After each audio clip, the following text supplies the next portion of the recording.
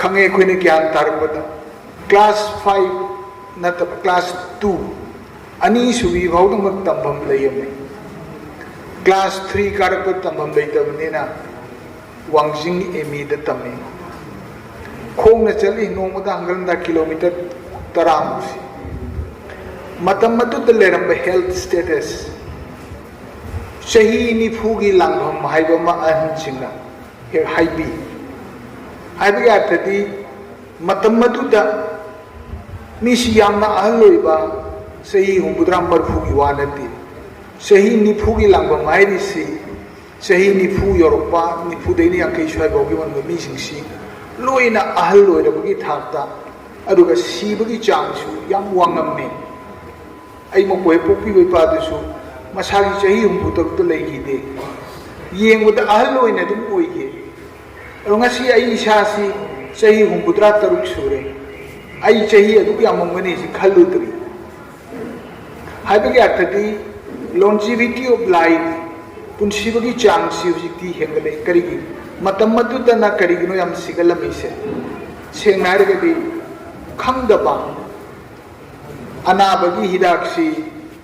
होजिकि सिंगरी हिदाक मयामसि नतियब मना मसिंगदगी अदि कइनो कइनो अखंगबनी हाइनब मी अमन हेक्ता हाइबदु मदु हिदाक ने सिनबने अदुना हिदाक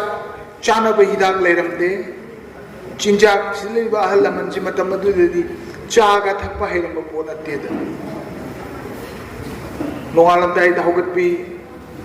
चिंग द पात कोंदा थबक शुरुबा मदु लिवलीहुड हिंगनबगी लंबी सि ओइरमीबनी हलकपगा इरु पुखरी रे तुरेला खरा चांथोगा चाक चारगा अमुक तुम्बा मिकप थोरगा लौरांगा अमुक सुबा चब समना हाइरबदा ख्वांग थुदे बि थबक खुशु ने मतमदुदा चा थकते अफब चिंजाक खंगदे ngam hingna ba chabai tani maram aduna punsibagi changsi hida leitamni la langdrei ma tonga tairen masaga da hondarame me ko matam adu da sibagi changsi hengalami dunga sidi chahi marfu si changchat to oire ibne sum yengbiu prithvi ge lebak kaya da ngasidi longevity si helakbugi matungina chahi chamagi mathakta punsiba mi si thousands and thousands laigare ishor manabhav tanba phangde ahal amajin haine miyobigi punsi si yam tangra punsi amani barma mangna sahi kalpama lining manasu miyoina poke phangdabani adunga sidi miyobigi punsi bagi chang asi hana sahi nifu yankai gi marakdale budu hujiti sahi marfudra si average the line कोईगी अहल होरगा मचा ममो खरा कियार लोगी दब मदु explain तौद्रसु लोइन खंगी सोशियो पॉलिटिकल ओइबा एरिया मनी अदबु ngамna बहोनबगी मनुंग द लेपा कया ददी सही थमजगरी दुनी यूनिवर्सिटी फॉर ऑल मी पुनमुक से लेमना यूनिवर्सिटी की थाक हौक मही हयनबा मी पुनमुक से चही जाम कुनबौ कुनसी हनबु ngамब्रे येंगनी हाइदे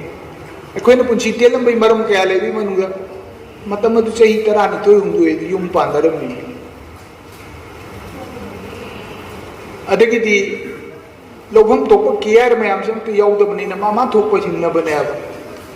हिदाक लेतबने अब डॉक्टर लेतबने अब अदुदनी लांग्रई मतोनगा तारे मसागद हिंगमिसी मदुगी पोट मयाम दु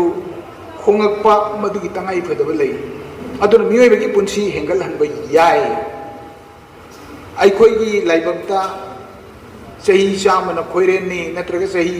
यांखैद सिगदबनी इरकप कशु लेती हिंगन बसे ngasi health care delivery system खोईगी ज्ञान हेंगलकपा खंगबे हेंगलकपा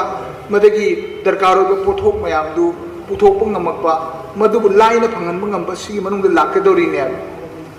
ada ahan singbu केयर लौबा हाइबसिदा इमुंग मनुंगी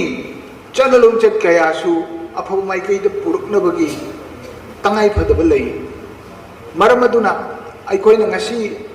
पालोन अमा तौदना खरदम नैनजरिबसी अखोइ कमदौना खर हेना कुइना पुछिबु यागदगे हाइबगी टॉपिक अमने ngasi gi CBS ki phamamla jingsin de ba kai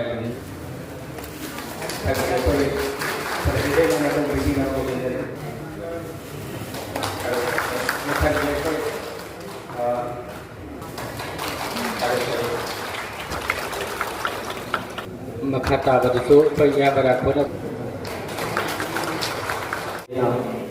के ये से समावेशा सिगे प्रेसिडेंशियल स्पीच के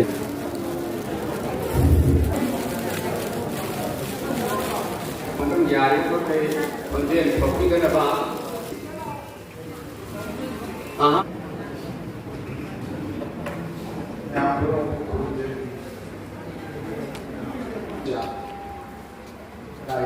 Dr. Santi Kumar, hindi di ba ang nakatawag yung student? Sudah mereka itu kami kita bahaya